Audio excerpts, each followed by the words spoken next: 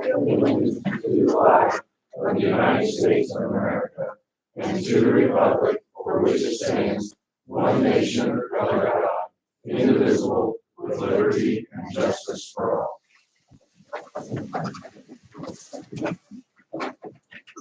Okay, roll call please, Carol. Steve Beardsley, Present. Mike Bright, Present. Brant Fuller, Present. Joe Palmer, Present. Megan Sheets, Clarence Worthing, Present. Eric Woods. Present. Okay, first on the agenda, we have the minutes from May 9th, 2022 regular meeting. I'll make a motion, we approve the May 9th minutes. Second. Was that Brant? Yes. Steve Beardsley, Abstain. Mike Bright, Aye. Brant Fuller, Aye. Joe Palmer, Aye. Megan Sheets, Aye. Clarence Worthing, Aye. Eric Woods. Aye. Okay, were there any public comments? Okay. We'll move on to the public hearing, so I'm going to recess the council meeting at 7:02 and open the public hearing on ordinance number 22-08. And that additional appropriation is for the new aquatic center for $71,000, and it will be used towards the construction. It's some that we had budgeted last year but did not use it, so we're asking to use it as an additional appropriation this year. Do you have any comments or questions? Anybody have anything? Okay, I'll close the public hearing at 7:03 and reopen the council meeting. Next on the agenda is ordinance number 22-08, and this is on second reading.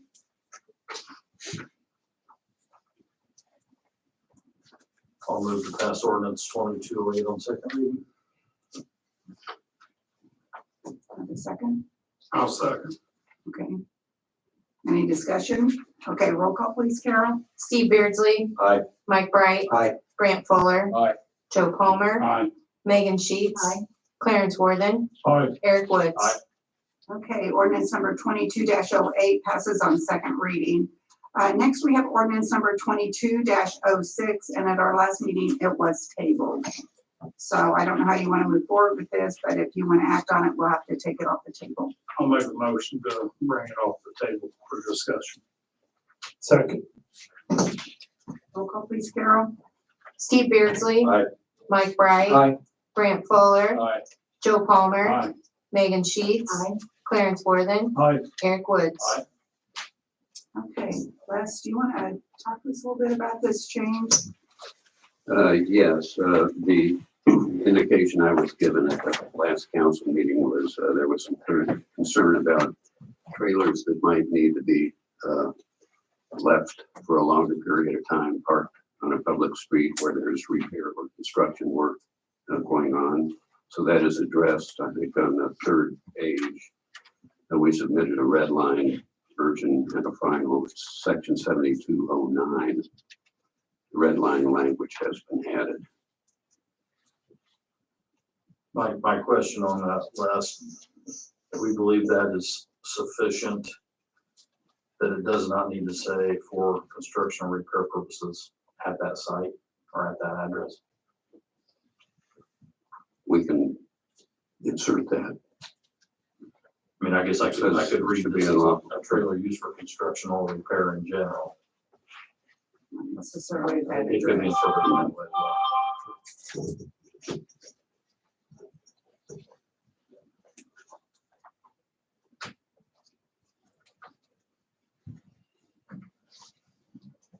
Yeah, I just added to what language was there previously.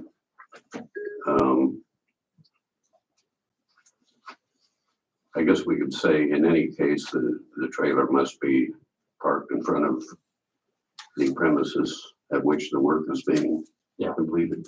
Yeah, I think specify that because I can park up in front of my house, because, well, it said I could. Yeah. We could add that as the last sentence then.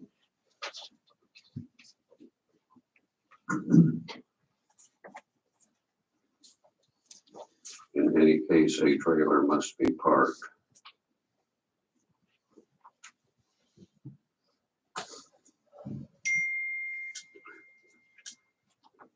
guess the only way I know to say it is in front of the premises.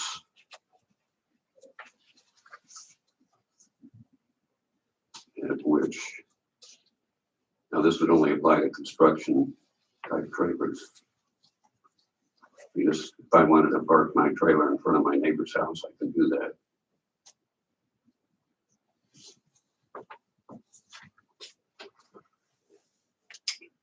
In front of the premise at which the work is being conducted.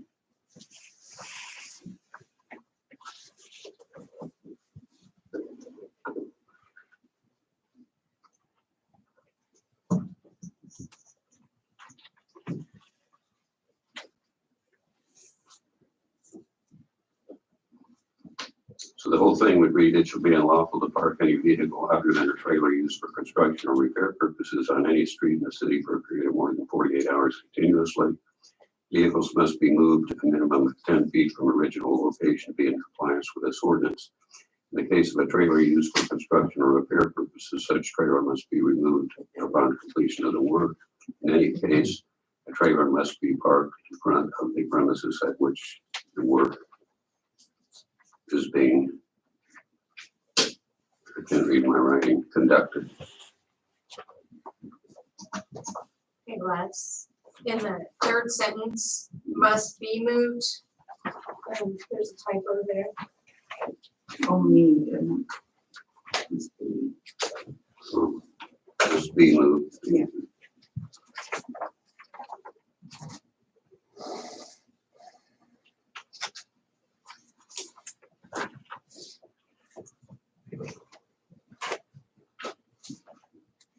Anybody have any other changes on this? I'll make a motion to amend this ordinance, 22-06 to, I'm gonna say what Wes said. And I will give that to Carol, put in her minutes. I think the only issue that I have, and let me ask this question on the section E 72.09, parking longer than 2 days prohibited. I mean, what do they do, like somebody goes on vacation for a week? I mean, are they gonna get ticketed for leaving their vehicle outside their house? I've got, City Street, you mean? yeah, It's been that way for 48 hours for years. Scott? We don't drive around tagging cars. We usually get complaints. If it looks like it's been there on flat tire, damage to the vehicle, that's the only time that we're gonna issue the warning first. If they're on vacation, they could. I don't know of one time that I've had anybody call and complain that they had been gone for an extended period of time. Okay. The issue on the trailer, I know I'm just full of good things tonight, but anybody could work on their house and park a trailer out front. I think that it should read a building permit. As long as you have a building permit active through the building services, then they can have a trailer parked out front. I think anybody telling me they're working on their drywall or anything in their house, I think it's gonna be really tough to enforce that. Just something to throw out there. I'm hanging up some blinds, so I need a trailer out front. And then according to the ordinance, I'd have to let him Yeah. have that work trailer out there if he's working on his house. That makes sense.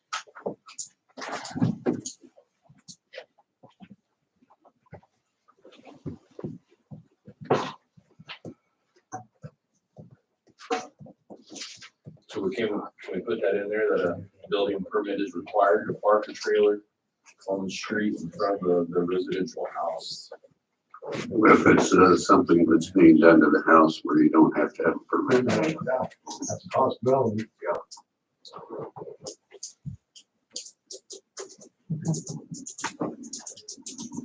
Scott, is the ordinance needed?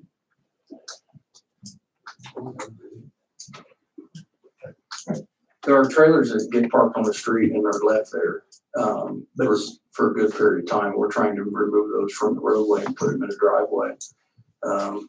There's been trailers left on the road that weeds are growing up knee high, but the ordinance says motorized vehicles. So we do need the ordinance to move these trailers. I just think that, we'll know, I've talked to a few contractors that they're actively working on a place. If not, then they'll have, 48 hours, to move it. They have to move it 10 feet. Can we do something like a parking permit where we get certain dates that, okay, they're gonna be working on this house roughly for this many days, 2 weeks or whatever, and they'll need this equipment? Can parking permits be issued? How many jobs can you hire to do that don't require a building permit? Anything inside of a building that does not do work on plumbing or electrical. So if somebody's drywalling, or as long as they're not moving a wall, removing plaster, and that wouldn't require a permit. Now, once they get to the outside walls, it would, because now they gotta bring the house up to code, which means insulated properly, if they don't do any outside walls. So there's some things that go on that wouldn't require a permit. The question for Les, would they show the code enforcement officer they're working on their house, then we won't enforce it. If they refuse to show the code enforcement officer, then the officer can write the warning. I'm gonna throw something out if I can, and that is, if somebody's doing construction work and got a trailer, if they leave it there, they're not gonna leave it there on a very long period of time. Especially on the weekends, they're gonna take it home. They're not gonna leave their tools sitting out for somebody to bust in and get them. So I'm thinking that if I was a construction person, I may have it out through the week, but on the weekend, I'm gonna take it home. Or if I know I'm not gonna be back at the job for a while, I'm gonna pull the trailer because I'm gonna need it somewhere else. Well, I don't think that it's those guys that are the problem. It's the guys that are holding it for 2 or 3 months outside of their house that they're trying to correct the situation. But I think what the chief is trying to say is that, if a trailer is parked out in front of a house and there's construction work going on, what's that period of time before the trailer gets moved? I'm just gonna say that for the most part, maybe 5 days would be the most, and then they're gonna pull it unless they're moving to another job and then coming back. You're not gonna solve every little thing. That's an impossibility. I think you gotta swipe out there and get what you think will be the most effective tool for the police officers to be able, or the property maintenance people to be able to go on the attack on. You're just not gonna get every little thing. It's impossible. I think there are lots of other remodeling projects that a building permit is not required for, also like kitchen remodeling, bathroom, Yeah. It's As long as they're not getting into plumbing or electrical, all the demo and then the reconstruction of those things. When you say electrical, you're talking about the surface entrance, right? now, so if they're, They If move a they're moving- receptacle from here to here. that's right, though they would be required. Once you start getting into any type of electrical work, it has to be inspected to make sure it's done properly. But if you're just taking a wall receptacle out and put another wall receptacle in, no, that doesn't need to be permitted. But anything with electrical or plumbing does. And I know that you normally don't want to base things on current personnel when you're doing policy, but at the same time, I feel pretty confident in our police department, our code people, that they use common sense, that we've given them the tools they need, and then they can look at it and judge, yeah, he's working on it, and it's not causing a problem, and people aren't complaining, they're not gonna ticket those kind of things. So I guess my comfort is the good people we have in place are gonna do a good job of being reasonable. Chief, are you saying that the way it's written could be a hindrance for the department to be able just to take somebody that's been there for a long period of time? Or what are you saying is the challenge? Because we want to get that corrected. We want those guys to be able to be locked and loaded at all times. Yeah, we just want to be able to move the trailers. I don't want somebody to say that they're working on their house and we can't, do anything about it. And that was, it's not usually contractors, it's people who buy too much stuff and park it out on the roadway. And then we can't move it, so, and then they'll move it to somebody else's front of their house. Yeah, we'd like to just have all unhooked trailers be off the road altogether, but I know we can't. Can't always enforce that. So in all likelihood, this will take care of the majority of the issue. Yeah. Which way, Eric? With the amendment that was added to it. I don't disagree with what you're saying. I think the permitting thing's great. Except I don't think we've got the manpower to back all that up and do all the checks and the issuance and such. So I would just be inclined to say, hey, if we're hitting the majority of the issues, but we can always revisit this later too, if we find that helps. Okay, so we amended it. My motion was Yes. as of Mhm. You did that roll call on that. We haven't had a second. We just have Joe's. Is there anything else we want to look at? Or you just want to go ahead and vote on Joe's amendment and, I'll second Joe's amendment. okay, So we're voting on the amendment and not the ordinance, or the ordinance as amended? Second reading, we're voting right now. You're just voting. on the amendment Voting prior to the amend second ordinance. reading. To amend, and then we will have another motion to approve the second reading. Correct. Want to make sure we knew what we were voting. Okay, so we're going to do a roll call then on the amendment. We're ready. Steve Beardsley. Aye. Mike Bright. Aye. Grant Fuller. Aye. Joe Palmer. Aye. Megan Sheets. Clarence Worthen. Aye. Eric Woods. Aye. The amendment has passed. Now we will need a motion. Motion to pass, 2206 on second reading as amended. And again, to clarify, if we approve this, we can't amend it again at third. So this is pretty much moving it to the third reading. Under our current rules, you can amend it on third, but you'd have to suspend the rules on third to do that. Okay, understand. So you made the motion, Joe. I'll second. Roll call, please. Steve Beardsley. Aye. Mike Bright. Aye. Grant Fuller. Aye. Joe Palmer. Aye. Megan Sheets. Clarence Worthen. Aye. Eric Woods. Aye. Okay, ordinance number 22-06 passes on second reading as amended. Okay, next, we have ordinance number 22-07 on second reading, and it's the ordinance recertifying City of Frankfort legislative body districts and partially amending ordinance number 12-11.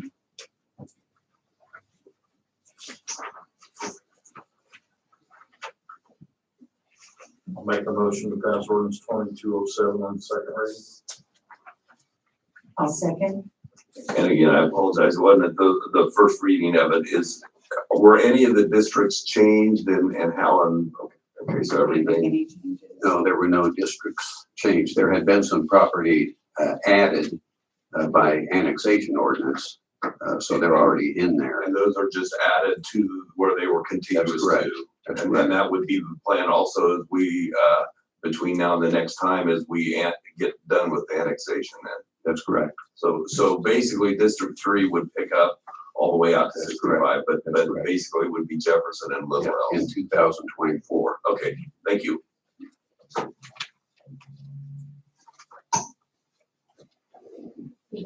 We ready for roll call? Yes.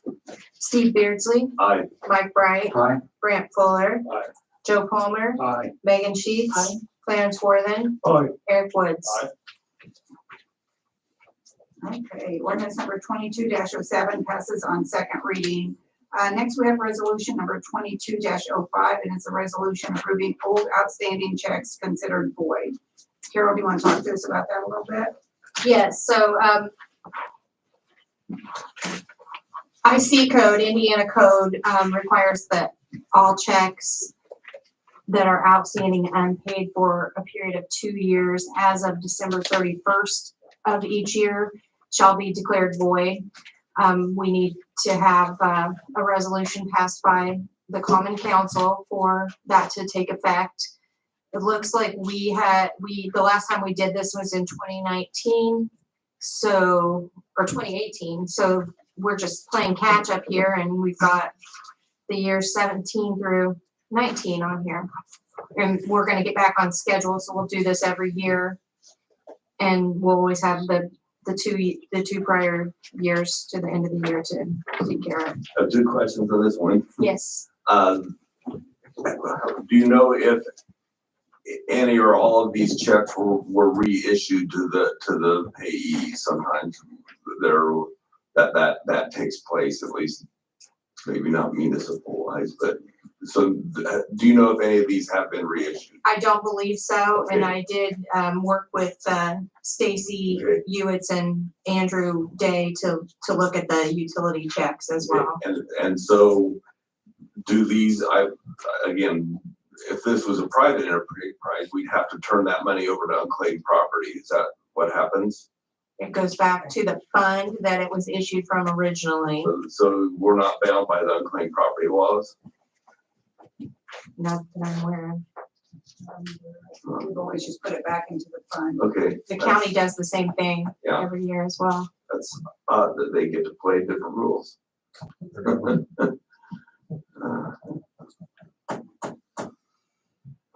Are there any other questions?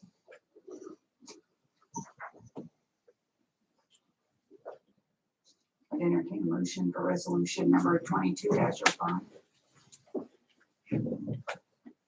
I'll make a motion to pass 2205 first reading.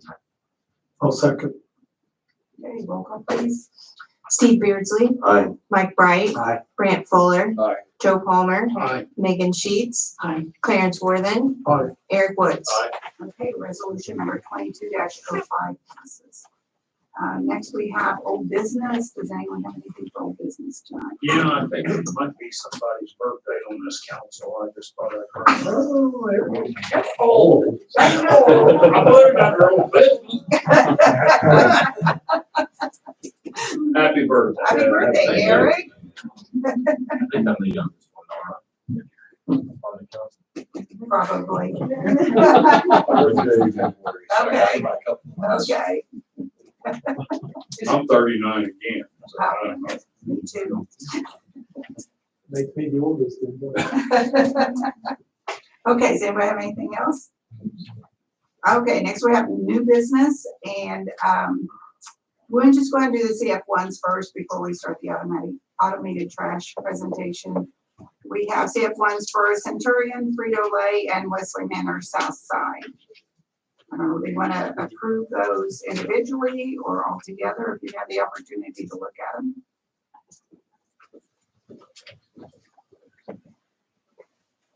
We have a representative for Centurion here. I don't believe so. I think Jay had mentioned in his letter that he was available to attend if you needed information from him.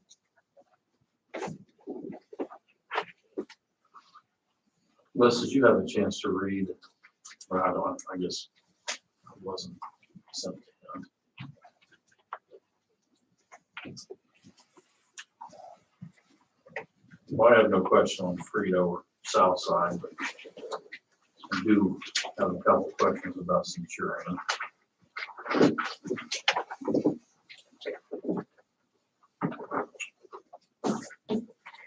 Let me see the Centurion. It's on that. It's on the, It's got a cover letter for Ryan Moorcock and Hunter on the top, Okay. or Ryan Moorcock and Triplet Albertson, I said Hunter. I mean, it appears to me they're just kind of asking for some goodwill here on this. I guess the question that I would bring up is, did we set a precedent with one or two other CF1s due to, all the COVID hardship? Would this qualify?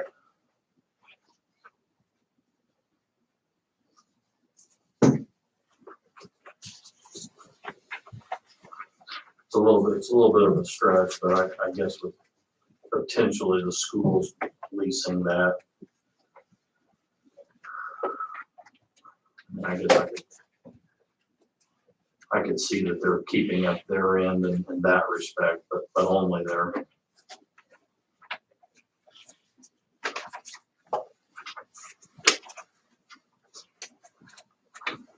Yeah, I guess along what you're saying, Eric, I feel like we have kind of given grace this year because of COVID to just about one and all. So to be consistent, I would feel that we just do the same and then make sure we look closely next year at all of them. And that building is being looked at, so there could be changes between now and next year, so. I think that's a fair assessment, given that, what they're stating in here of the other entities that have either backed out or didn't continue. It could be a COVID situation on their end, is ripple effect for this as well.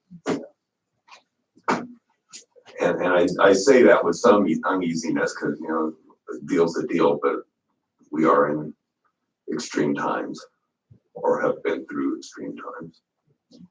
And for that reason, I don't think we'd be setting a precedent for the future. No. In fact, not doing so goes against the precedent we've already set for this year. Right. So I'm going to move that we approve all of these in one vote.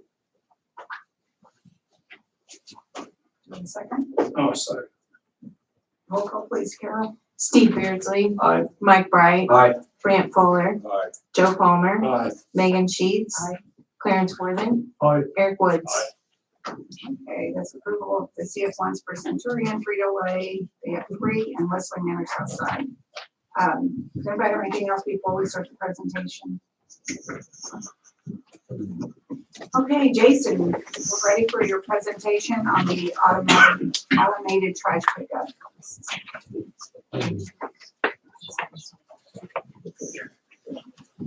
I appreciate everyone allowing us to speak with you tonight.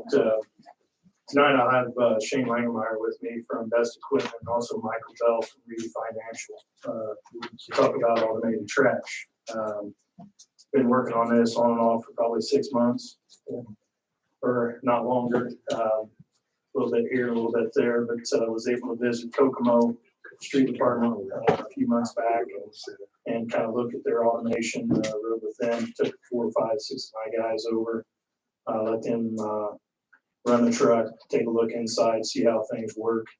And it's pretty exciting thing for us to take a look at. I believe it's gonna enable our department to do so many other things. We've become a lot of a sanitation department more than a street department, and this is gonna being able to do something like this will allow us to put out an extra brush crew, an extra leaf crew during leaf season. Just do a lot of extra things. We're obviously do a lot of mowing for code enforcement, things like that. So this will open up at minimum 4 guys in our department to do other things, which is pretty massive for us. So I asked Shane to come today to kind of give a little PowerPoint presentation to the council.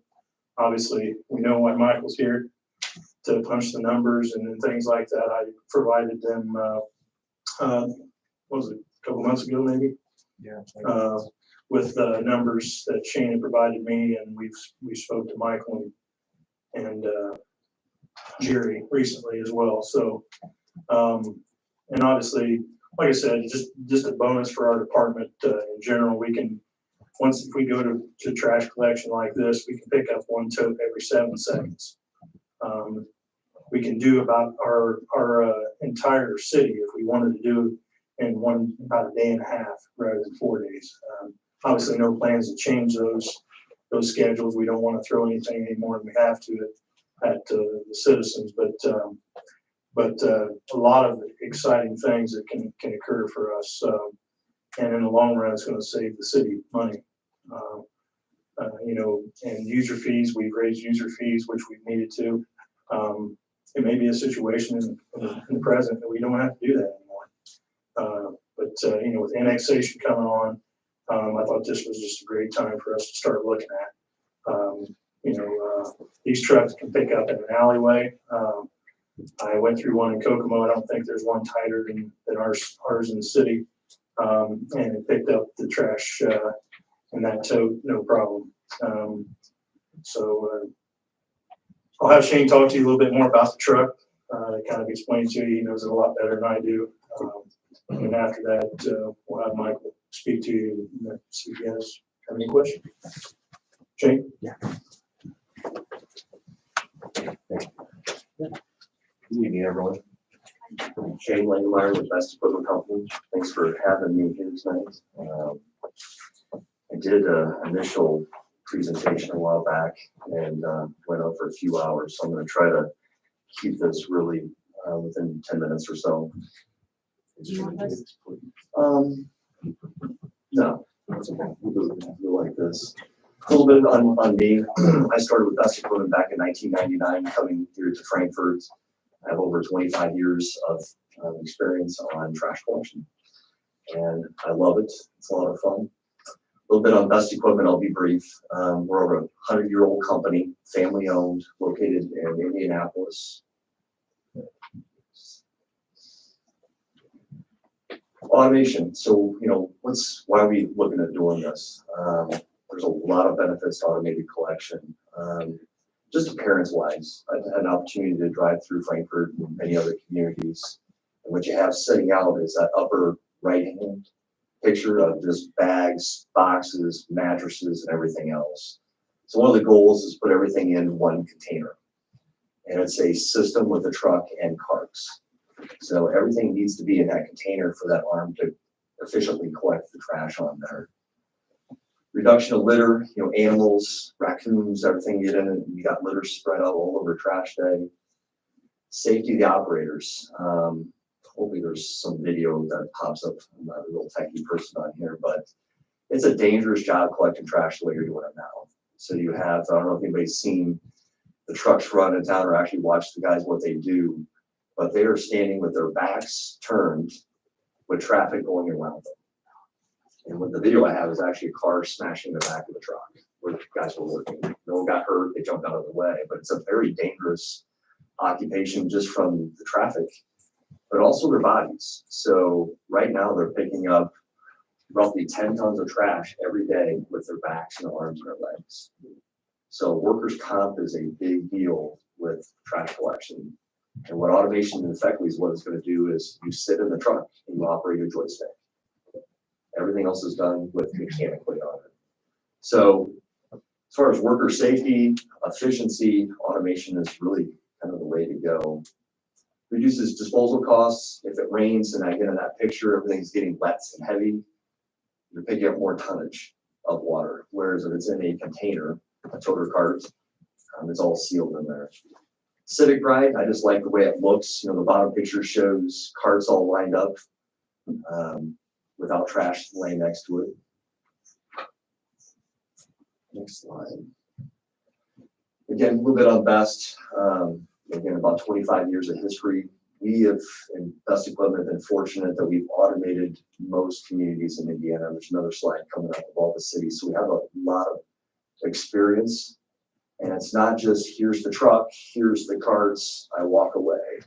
It starts with educating the public. It starts with looking at your routes. Are they efficient? It's a turnkey operation on it. And we have many handouts and things that we can do to help prep the public of what's coming. And public education is a big deal, so this will need some time for us to reach out to the community, HOA meetings, maybe more council meetings, newspaper, radio, just letting people know what's coming down the line. It usually takes about 3 weeks for residents to get used to using carts. No one likes change, me included. But again, what I find is that initially it's pretty rough. And then the next week it's lasted by 3 weeks. Again, this is through my experience of dozens of rollout programs of automation. By that 3rd week, all the complaints go away. And actually in the city of Lafayette, when we first put carts out there, they did a survey afterwards and 94% of the residents loved the containers. You couldn't even pull them away. But some of those initial people hated it. They just didn't want to try it. And what's not to like, to me? You put everything in one container, it's on wheels, you run out to the curb, truck comes through, grabs it, dumps it. At the end of the day, you go home from work, pull back to the house. Next slide, please. Best care, this is just, automated truck is technically a little bit more complicated than the current type of trucks that you have right now.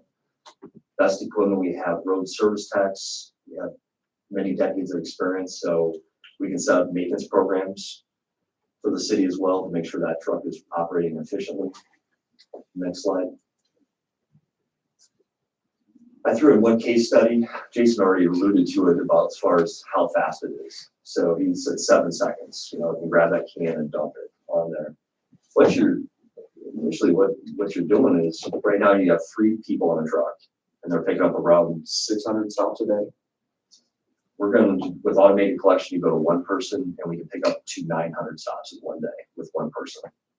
So there's a tremendous labor savings associated with automation, including all the other benefits.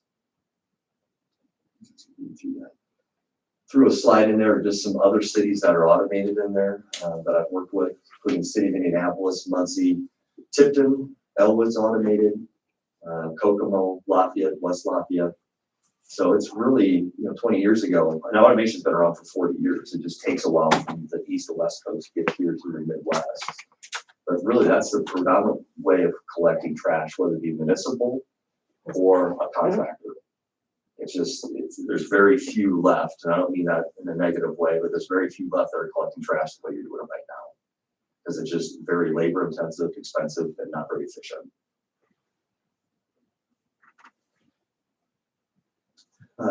Just talking about carts a little bit more. Personally, I don't have glasses, so I can't read the words underneath there. Bear with me, but I got a copy of it. And I think kind of speaks for itself. I mean, that's kind of what it looks like on trash day currently. And I just think there's a much better way of doing it. Again, it's dangerous. I don't know about here, but there's been times where people pick up a bag and there's needles in it and have been stuck. And that happens more than you think, or there's glass in there. So as they're handling, physically grabbing those bags, and there's times where they're getting cut. And when you go to a toter cart, everything's sealed inside there. There's no leakage, it's 100% sealed cart. And the arm again is doing all the work for it. So the driver is not exposed to it. They're sitting inside a cab, air conditioned, heated, listen to the radio, and just operating the joystick. Next slide, please. Another couple points, just again going to automation, workers' comp. Does anybody have an idea of what you're paying right now for workers' comp? For trash collections, probably one of the most expensive insurance is workers' comp for trash collection, especially with manual collection, because one back injury can be $20,000 or $30,000. It's probably already happened, or I'll say it's a question of not when, but or if is when it's going to happen. So again, that automation takes away all of that. And feel free to ask me any questions. Anybody's got some? Let's move to the next slide and see if there's a video. Now that's actually not a video. I took that off, but that is a picture of actually in the alley. That's one of your trucks on there. And I did have a video, but I didn't put it on here. I think there's 10 or 12 bags right there. And each one of those guys, you got a driver inside, you have 2 helpers. They are throwing the bags in the back. And then mechanically, that truck compacts that trash on there. But here's kind of the point when it goes back to safety is when those bags are inside that container and that mechanism squeezes those bags to put it inside there, they're being hit sometimes with oil anything that's inside their liquid, when it compacts, it squirts back out on. And our initial meeting, we had several operators at this meeting, and they said, yeah, that happens all the time. Or if there's glass in there, and that comes down, they have to stand on the side of the truck to protect themselves so they don't get hit by things on there. And that technology is 100 years old. That type of truck right there. Yeah, let's see if this works. My fingers crossed. So this is an automated truck. I just thought it'd be important to show a really short clip video of what it does. For those that have not seen it before, go back to that.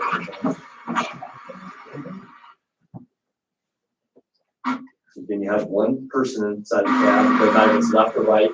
Then there's a joystick inside. You can see the containers there on the street. That arm comes out, grabs, dumps. Skip the long way a little bit. Maybe only gets the point on that.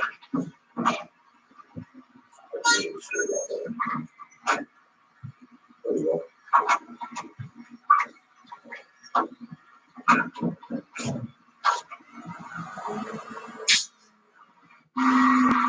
That's good. Go ahead, throw one question right there. Yeah. That looks beautiful. I don't know any streets in Frankfurt that don't have cars in front of their houses to impede getting Sure. at things. How do you deal with that? Well, there's not an easy way to answer that because there's so many variables to it. The short answer is it works. And it's worked in all these communities. Ball States, it does. People want their trash collected, so they want to work with the city to get it collected. If there is a car set in front of it, there's a couple different options that can happen. The driver can jump out, which I don't like because that's the whole point, right? Keeping everyone inside there and move the container. But generally, that's a very small percentage. You know, and if you're a resident, you understand that automation and that can sitting there, and you have an opportunity to park 5 feet away. I think I would hope most residents would do that instead of parking directly in front of that container. Steve, part of that would be my responsibility and my foreman, if we need to go door to door, you know, with situations like that. And what Shane was talking about, that 3-week period, maybe a little bit longer. We see things like that happen. The guys come back, they let me know. I go to them and say, hey, could you sit it here? Or could you sit it here? I think, you know, Shane even told me, you know, as we started talking about this, the involvement obviously I would have anyway, but things that I didn't think about, that, and that's one of them, that we may have to go to someone's door and say, if you're going to park here, could you put it at the back of your vehicle or something like that? So Yeah, it's hard to answer the contingencies because there's a lot of them that can pop up, but all have been overworked. For the communities that have been automated, that's a very small instance, but it could happen. You're absolutely right.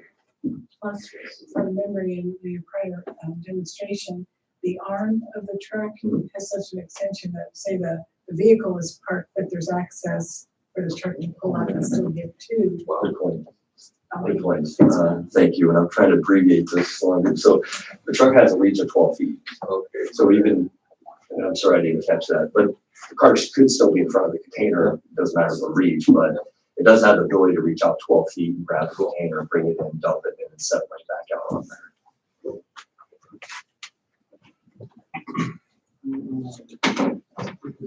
Bear with me. So recommendation, this is my recommendation, is to move to automated collection. It's safe, it's secure, it's quick, it's economical, and it's most efficient. And the one thing that most cities that automated wish they would have done different is started sooner. It's that good, because it just saves so much money and time. You know, and there's, I think I'll mention too, maybe you've heard this on the radio, getting commercial driver's license is getting a lot harder. And there's a lot of people retiring out of the profession. So the less amount of drivers you have, CDL drivers you need to have, the better with this program. Carts, the carts are, I think the carts are great, but again, it's a package. So you really need to think, and I can help with that. Everything needs to be inside that container for this system to work properly. We'll go on to the next one. Let's see if this works. So this is a video I thought was pretty fascinating. This no one gets hurt or anything, but again, when the guys are on the streets working, they got their backs turned, loading trash in the back.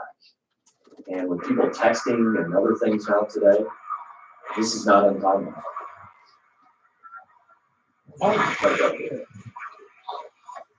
And trash collection is one of the top 5 most dangerous occupations out there with rear load trucks. And that's scary, but in talking to the other drivers, they've had really close calls already. And again, people are they're not paying attention. They don't see the strobe lights, they don't see the guys working. So again, the automation, this goes away. Next slide. Another thing, promoting safety for the operators and employees. I was on that demonstration right there, and there was a bunch of mattresses out sitting for the city to take away. They were covered in bed bugs. I don't know what else to say, need to say about that, but again, there's different kinds of trucks that can pick up that items that's like automation, but there's just some really nasty things that the employees are picking up every day and going through. Whereas we move towards automated collection, that virtually goes away. Jason, would you want something like if something doesn't fit in these carts, they would need a bulk item ticket for that if they don't fit into the carts? Yeah, normally any type of, the way we do bulk item now is just, we'll somebody will come out, pay a ticket for a mattress or whatever. Either that'll bring it to us, but if they pay for it, then we go out with the front end loader. We never touch it. When I first started here, the guys were going out and trying to pick it up with their hands. We're done picking up with our hands. Right. We got a front end loader and a 2 What I'm asking is, would anything that doesn't fit in that container, would you want that considered a bulk item? No, I mean, I think that's something that the residences are, they're gonna have to understand what can fit in that container. And one of the things that I didn't mention, and Shane hasn't up to this point, is we would provide a tote for every residence. And then after that, if that resident thought they were gonna need additional, that fee would be on them. But you're talking about a 96-gallon tote here with room for probably 6-7 bags of 30-gallon trash bags. So, and our ordinance says it's a 6-bag limit right now, 6 or 7 bag limit. So, obviously some days we pick up 7 or 8 at one stop, and next time we may only pick up 1. There is different size totes available. So if you want to, if you get an elderly citizen that needs some help and can't, maybe only has 2 bags and they want to go for a different size tote, they can do that. And obviously the cost is a little bit different, but the truck picks it up still the same. There's no change. So there's a lot of contingencies, or a lot of things that we can discuss. Cart sizing being one of them. You want to offer different sizes or different fee structure for smaller. It also rolls into recycling as well someday. As you visit some other communities, you see a lot of times 2 carts out there. One's trash, one's recycle. With automation, it's real easy to add recycle carts to it because you can still use that same truck that's on trash, dump it out and put recycling on it. So, thinking down the road a little bit, if you do want to add curbside recycling, it's very easy to do once you do that.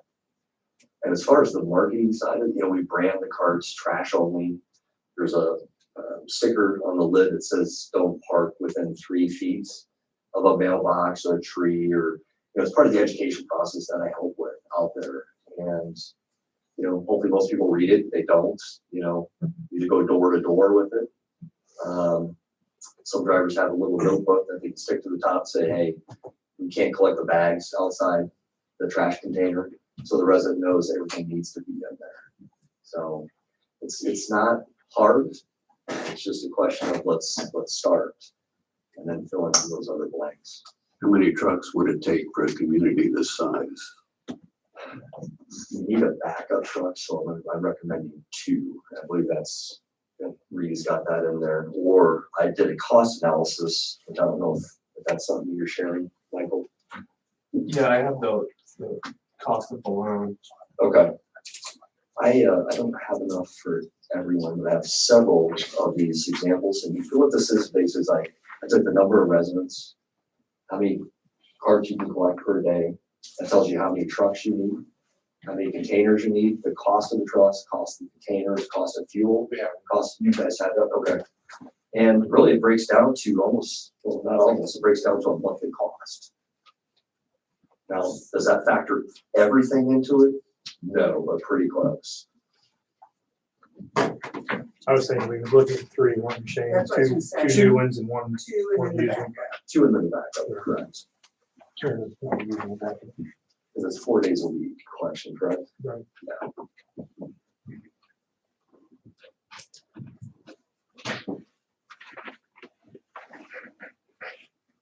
Does anybody have any questions about it as we go through here? You got the cost of now I say backup, I was proposing a used truck, not a new one, because two new ones will cover everything easily. But if one truck goes down, you don't want to have to go back to a rear loader using that as a backup truck. So I would propose buying a used automated truck. So if one of the new ones go down, you got something to collect with an automated truck. Cost of the carts, we even have delivery in here. So once I get an address listing, I can deliver a container and attach the serial number to that home. So I think that's an important tool for the utility or however you do your billing. So if that changes, we can easily add another container to that address because we have an address listing. Or if one would disappear, Eric's cart disappears, we'll know where that's at based on the serial number. And this, Did I see that the cards are warranted for 12 years? the body is 12 years. All the components, that'd be the lid, axle, and wheels, is 10 years. And that's not prorated. So they last a really long time. I have some carts from the city of Indianapolis back from '99. I still see around town. So, yeah, there's a capital obviously cost getting into this, entry into it. But there comes a tipping point, Michael could talk about that, years 4 or 5, where you're starting to make money out of that. And then the carts last 15 years or longer. So once you do that initial capital outlay on there, there's many years of savings on it. The automated trucks, about every 7, 8 years roughly, depending, you need to replace those, which is almost what you're doing now anyway. But I tried to go through here, number of tons, fuel. I'm off on fuel. This was done several months ago, but this is probably a pretty cool calculator to give you an idea of a monthly cost where you're at now and what's going to cost to move to automation. And I don't need to be quick. I can talk hours about this in more detail. I'd be happy to if anybody has any questions or wants to contact me anytime.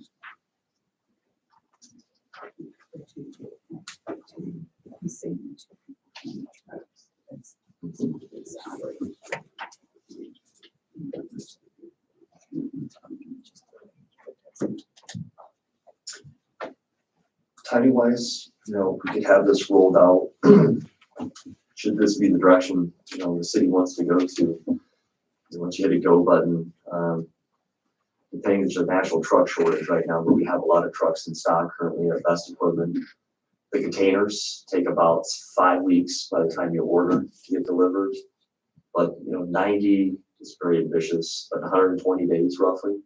Once we decide we're going to roll this out, to start that process, so we could have, by November 1st, that's presented to Jason and everyone else. But figure 4 to 5 months from the time we start to we're got automated trucks here on the ground and everyone trained and the public educated and containers on the street.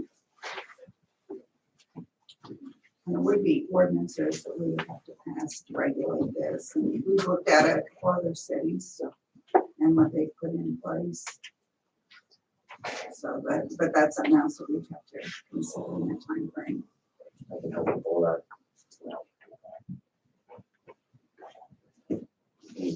concerns? Questions? You know, the road's been paved already, so to speak. You know, having 50 years of history and then going through, I've seen a lot of the hiccups or speed bumps or anything, you know, use that same analogy. None of this is really that hard. It's just a question of saying, yeah, this is, we need to do this, let's do this, and then all that after that is just little steps. So that's, Questions for him? Did everybody get to see the truck out there? Did you let him try it? absolutely. Hopefully it's still there. I think the keys are in it. Somebody might be driving that around. If there's no more questions, Michael, hello. Okay, Mickey, you ready for us? Yeah. I'd like to go over the two sheets that I passed out prior to the meeting. We did a 12-year analysis for the sanitation fund, one using the current trash truck rotation and one with the automated trash truck plan. Just briefly going over the current trash truck rotation sheet. The top line, you have your beginning of the year cash balance. So for 2022 is $200,000. You can see over the 12-year span, you have a beginning cash balance in 2033 of approximately $816,000 in this fund.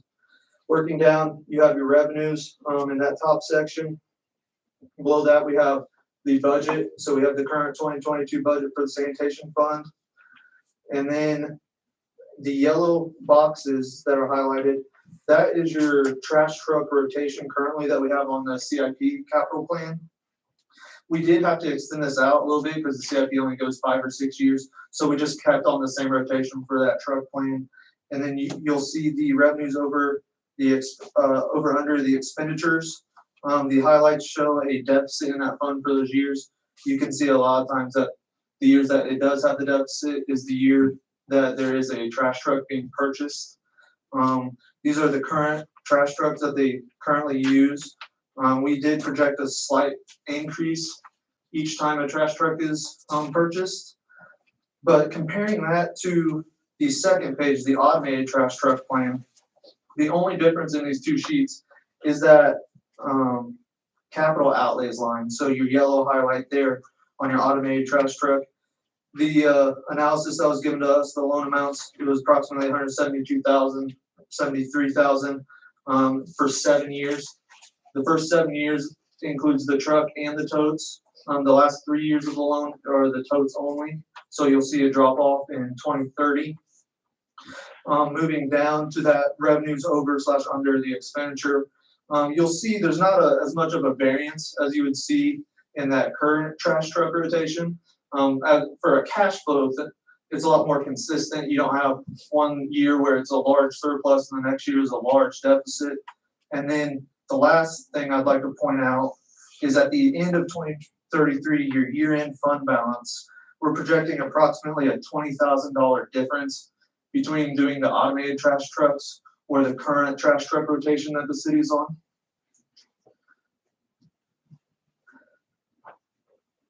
This does just include that current, or the loan that the 3 trucks that they're currently talking about, so. That's a 7-year on the trucks and then a 10-year for the. Yes, correct.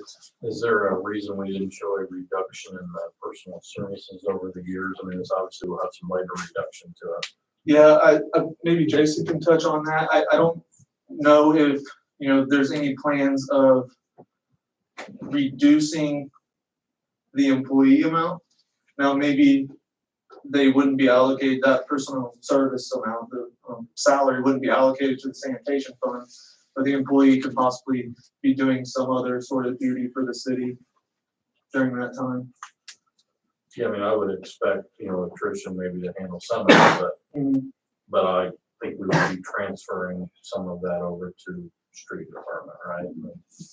Yeah, I was thinking maybe through attrition, plus Jason and I've had several discussions on this, and it would be able to put people back out to do more than just sanitation. He said right now, Am I right, Jason? You're basically sanitation Yeah, department right just doing a now. lot- They doing a just lot of don't just have the trash and extra recycling. help to get out and do what needs to be done on the streets.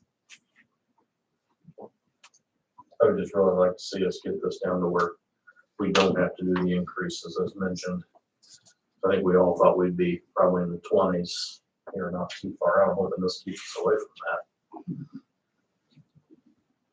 And depending on, the life of these trucks, these automated trucks, if obviously, if you're gonna have to purchase more automated trucks, then you have another loan coming on.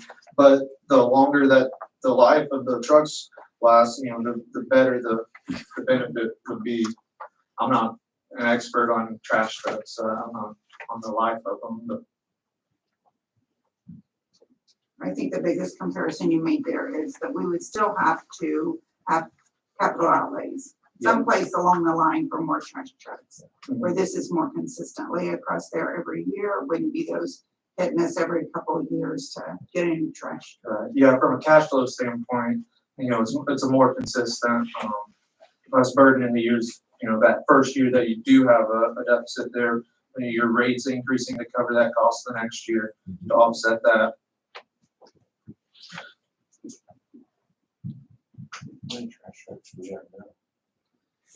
Jason? Six. We'd be trading 3 of those in. It's on that sheet that you have in front of you there. We'd be trading 3 of those rear load trucks in, keeping the other 3 obviously for recycle. And in case we would ever need a backup for automation, or, if we need to go out and get something sometimes, that we could take one out real quick and throw it in it, and things like that. But we had talked about trading 3 of them, 3 of our oldest trucks in. Jim is priced, I believe that's figured into that, isn't that Yes, trading in the that's 3 correct. trucks? Yeah, that's correct. Which I think you said, Jason, some of them aren't even in very good shape. maybe. Truck even 5, able to use it's in the them, shop so. all the time. We got 2 that are 03s or 04s probably, that are obviously not good, but the 3 that we would be keeping are still in great shape and would last us for quite a while, obviously, with what we would be using them for. So with 2 trucks, would we have capacity for a lot more? Because we do have Jefferson and other possible annexation areas coming on with this. These 2 trucks take that on without the possibility in our current thing of maybe having to add traditional trucks. Yeah, we're talking about 100 or 100 homes out there, Steve, not, Yeah, I don't know so if that's this might under 100 this might forestall having to buy additional regular trucks that as we annex to be able to get by with the 2 and then back up then. Okay. A couple of things that really impressed me about it. One of them is the safety. When you think about our guys on the back of the trash trucks, that's a very dangerous job. I don't know if you followed them before, but I have, around town. People pay no attention to it. There's a possibility of them falling, or when they pick up bags of trash, they get splattered with all sorts of things. Needle sticks, there's all these things that are, people don't think about what they put in trash. Cat litter and Oh, yeah. all that kind of stuff smashed. And the waste, and they just do everything, and these guys are expected to pick this up. So that's another thing I don't like, along with the safety of the guys on the back of the truck. Does this include any savings for work comp in the projection? Because we can classify employees by category, have less employees categorized as that. So that will also be a savings. Yeah, that's not Yeah, included. okay. Which we do turn that Yeah, in. so there's several intangible savings that don't even show up on this. Right. And another thing is, as Jason and I have talked, matter of fact, it was just brought to my attention today by an irate citizen, that we don't do anything but pick up trash. We need to have more people out there working on our streets. So this would free up people out there to be able to fix potholes or do things, within the community that some of the members are thinking that we're not doing our best on. So that impressed me as well. I think overall too, it's just a cleaner look for the city. Mhm. Hands down. Mhm. Hands down, that's probably one of the top 3 things that I've talked to Shane about is how clean it is. You know, when we went over to Kokomo, how clean it was, in the alleyways, on the roadways, in the subdivisions. It's a, There are times when we have, large amounts, people clean out a garage, clean out a house, whatever, will they have the ability to take it out to the city, or will we have spring cleanup type things like we've had in the we past? would or- continue, Steve, to do what we've been doing. You know, we did go down to one spring cleanup, and we've been doing it sometime in May, usually, into April. But yeah, they would still have the opportunity to bring out any type of bulk item, or we would continue the process of picking it up too, depending on what they have. So yeah, that process there wouldn't change. But those are, you know, in talking about those, I'm glad you brought it up. I mean, you may have someone come out tomorrow, and with everything we got going on, we may not pick it up for a couple of days. So I'm calling code enforcement saying, hey, hold off. They got an orange ticket. We'll get it as soon as we can. Where if we have these extra individuals, that's something we could do. It takes two people to send out and grab, you know, whatever's out there.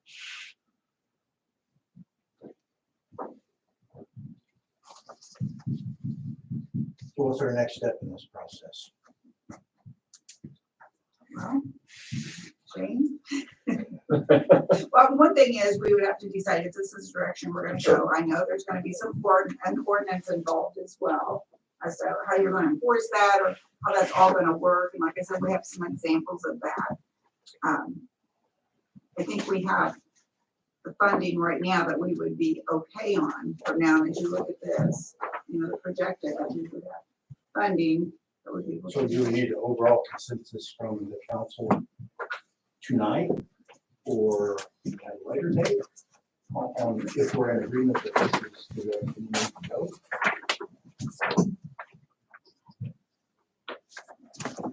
Well, I personally have had the advantage of seeing the presentation previously and had a lot of time to think about it.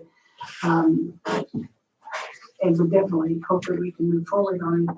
I'd like to see the council as a whole have a chance to digest this great information we've received this evening, look over the figures and digest what they are. I think Eric and Steve brought up some more intangible thing that's good food for thought that will continue, you know, improve the numbers further potentially.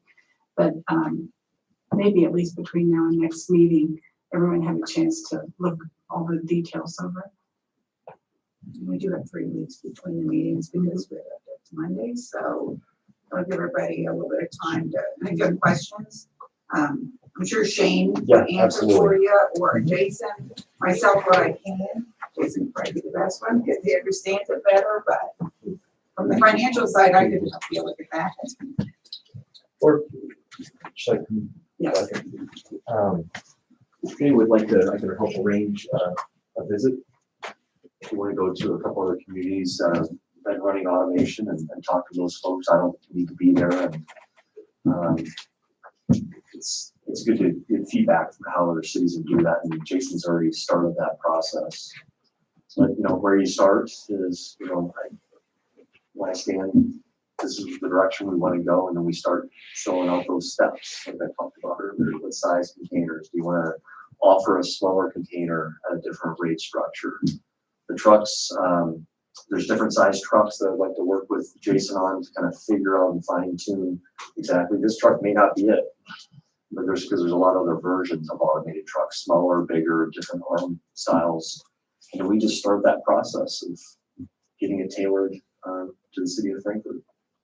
Did you say these here, is this the auto car that's outside, or are these the Freightliners with the logos? These figures are for the Freightliner. It says Autocroner, that's not correct. We have a new logo now, and when I revised this to pretty it up, I kind of made a little bit of mistake on there. I think it's also worth bringing up procurement as far as the process. All this equipment is on Sourcewell, which is a cooperative purchasing agreement. So it's a matter of speccing out what you want, and then in essence, it's piggybacking off another municipal bid, which would speed up the process considerably. That's a legal question that we talk about some other time, but that's another consideration when you start looking at your timeline. Is how do you purchase this equipment? Ideally, you want to do it in the fall or early winter. I would not want to roll this out new when it's 30 or 20 degrees out. So, start working on it, like I said, 120, 150 days on there. That'd get us in around November. That's a good time to roll that out. Otherwise, I'd probably wait until maybe early spring. Again, my sales hat turned back around. The sooner you do this, the sooner you realize the savings and the safety aspects of it. Any other questions? What are your thoughts on thinking all this over? Like Megan said, digesting all this information, bring it back up for discussion in the next meeting, see where we are. But Thoughts financially, we'd be all right though. according to these projections. I think we'd be foolish not to. I don't see why we should hesitate.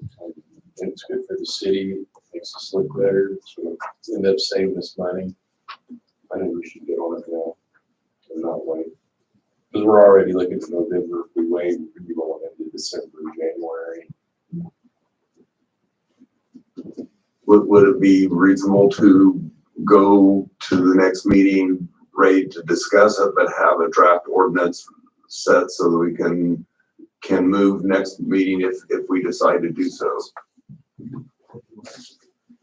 I'm ready to move financially. I think we're gonna have a lot of logistics to consider for the ordinance. I mean, I probably got a dozen questions I came up with off this. I know we can do it, but I think we're gonna have to have probably a big meeting to talk about that, or put the street committee on it, and we can feed issues through them, and they can work with, the superintendent. I mean, is there something we can do to get the ball rolling now and then? Well, is anyone not in favor of it? That's what I would ask. I think looks like a good plan. I love the idea of savings. I love the idea of safety. But I'll throw one thing up. If we've got a 5-bag, limit right now, and we've got a 3-bag container, well, right there, we've got an issue. So. And we quoted that out at the largest container that you have. And I think, isn't that part of what we decide in the resolution ordinance that we provided? And then at what cost people can get the second or the third or whatever, Yeah, which is something that would be a part of that. you'll find that in my household, I need more than one container. So again, the point of automation, there needs to be in a container. So I think it's great to give the residents choices.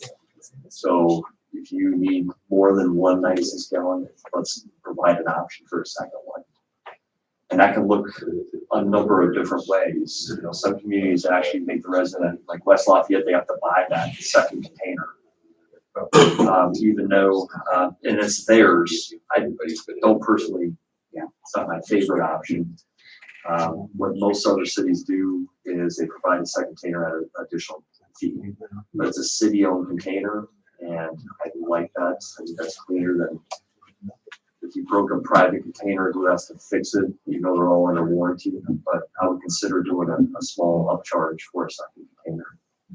It doesn't have to double your fee because you're already there with the truck. It's another 7 seconds. You've already purchased the truck. So it really comes down to just the cost of the container spread over 10 years if you want for warranty, and the amount of disposal that second container is going to cost that for making. It's fairly minimal if you think about it in the grand scheme of things. So would that get billed like on your utility bill, the additional amount? So that's typically yes. Because you're saying on a monthly basis, not just the cost of the container, but like right now it's billed through the billing office. Yeah, and when we distribute all the containers, we're going to have an address listing and serial number. So anyone can pull up that address, say they are paying for one container. They want a second one, it's real easy to send out, I think, a work order, drop another container, call back to the utility, put that second serial number on there, and you probably can filter and make sure everyone's getting paying what they're supposed to, if that makes sense. Todd, do you see any logistics issues there for your office? Yeah, with the software that we use and everything, our bills are formatted a certain way. And it's very expensive to modify that, so if we'd have a line in there, we would have an expense. It's a one-time fee expense that we would have to pay to do that. What kind of expense we're talking?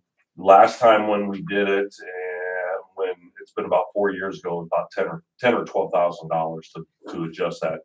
Then the logistics of keeping track of that, your personnel would be keeping track of that, is that? It would take a lot of, it would take work to make sure that each house got its serial number and everything else. Yes, there would be some. So there is a little logistic bit of nightmares. there's a little bit of an issue to get that up and running. But we can get there. Yeah. I mean, we can get there. The thing with format your software is we can provide a listing. If you are able to give me an address listing of it, we can populate the serial numbers in there and hopefully give that back in the same software that you gave it to me as, Okay. if that makes sense. I think we could pull in from Excel Sure. in our stuff, so we should be able to do that. Okay, Just trying to think through the different absolutely. pieces. And, there's a connection with the building, I guess, with the utility and the street, there's gonna be some working together there on that. But, how many people are gonna have a second container, it's hard to say. If you don't wanna pay for the second container for trash, recycle. That's unlimited. So in a way, the volume of the container helps. Number one, to me, keep a consistent volume of trash that everyone pays the same. If you got 40 bags out there that gets collected, you have 3 bags that everyone paying the same fee. But again, if you don't want to pay the extra fee for another trash container, you're certainly open to recycling. And you can drive out to the street department. You can take it out there if you have a few extra bags this week. If you really look what's in your trash, and I have, not yours, but just trash in general, a lot of things can be broken down with a little bit of effort to get it, so you have a 5-bag ordinance now. Is that 5 30-gallon bags? If you look at what's in there, well, something it's going to be broken down a little bit. You can fit a lot more in a 96-gallon container than you may think. That's a great question. Will the containers need to have bags in them, or can that have loose? It could be loose. Ideally, you'd like to have it bag. You can get more in there if it's loose. You could. Ideally, you'd like to have a bag that never happens. Yeah. And be included. A double sack, when I walk by and throw it in. Yeah. In there. Well, it'd probably be helpful if we all got a copy of the existing ordinance and was able to review it, and then I think it's smart for the street committee with Jason on this thing and start chugging away at it. I don't have a problem with that.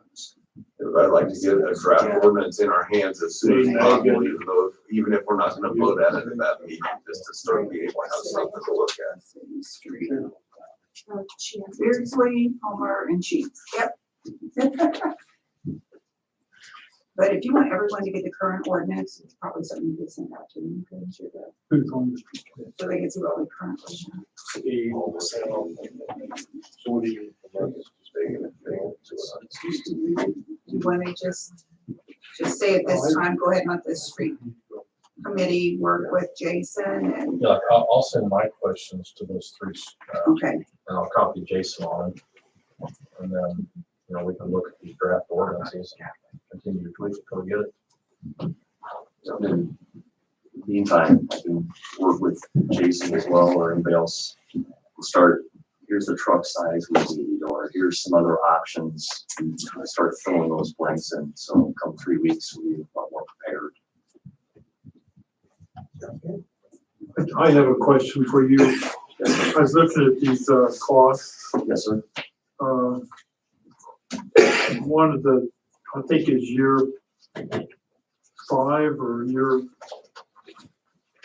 you said replace the, new automated arm replacement. Yeah. So as far as the expenses in here, I really try to be very conservative, what it's gonna cost, because there's more maintenance to an automated. It's doing more things. Right. Moving parts is going to wear out. Exactly. So it's. Shane, if I can speak on it, Shane, real quick. Sure. Clarence, just so you and the council know, obviously we've been talking about this for quite some time, and Mark's here. today, and he's sitting on several of those meetings about how important I've stressed the taking care of these arms. Because that is the most intricate part of that truck, obviously. When you're going up and down a tight alleyway, those trucks have to be greased. But the nice thing about, or those arms have to be greased and taken care of. The nice thing about that is because of how quickly we can pick up a quadrant of the city now, you have 2 to 3 hours at the end of the day to do those types of preventive maintenance.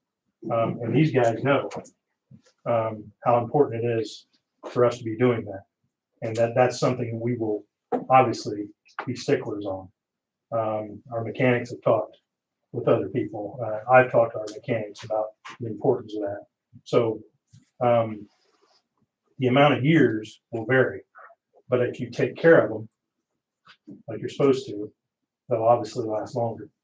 And that's something that Mike Dolman, Shane's boss, has talked to me about quite a few times. Shane's talked to me about you have to take care of it.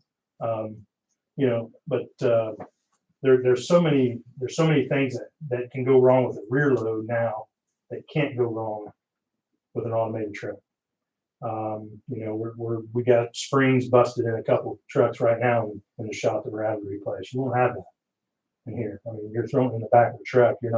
There's no compactor, there's no cylinders to worry about it that you have to pay $1,500 a piece for when they go bad. So, it's about preventive maintenance. It's about us taking care of the vehicles that we purchase. And the arm does the majority of the work. At some point, you just take it off, put new oil on. Because the rest of the chassis is what it is. It's an engine, but the one component that does the majority of the work, that's why does it have to be done at year 5 or 6? Not necessarily, but I at least want to reflect it in the costing.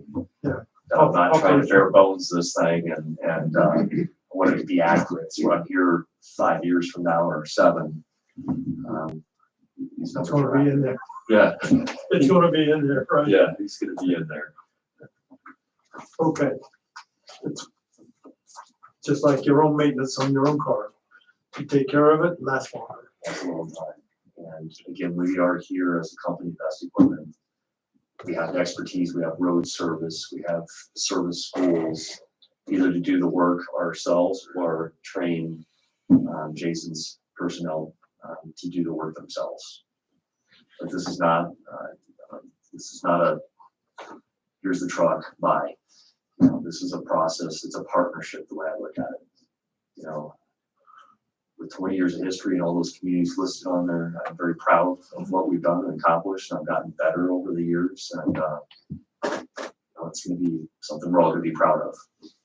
What I'm reading here is we're gonna do this, we're gonna go forward now, getting an ordinance lined up, getting the logistics of rolling it out together, getting the utility office in line so that we can make sure everything's handled, but it's time to start rolling up our sleeves and doing it, right? Let's do it. Yes, that's what I say. Let's go forward. Thank you. Thanks for the time, everyone. Yep, Appreciate thank it. you. Thank you, and thanks for bringing it. Thanks so much.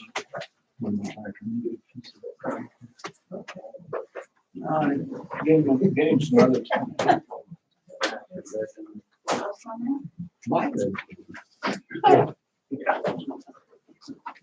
Thank you, Shane. Thank you, Mickey, for going to the meeting tonight and explaining that. And I'm sure that Mickey would be more than happy to answer any questions you have to. If you don't have his contact information, I can get that to you.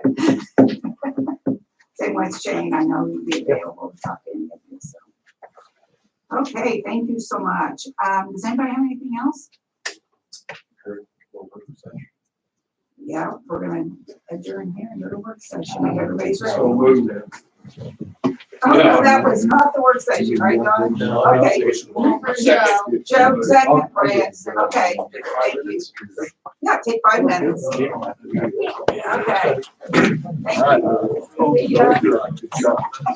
See ya.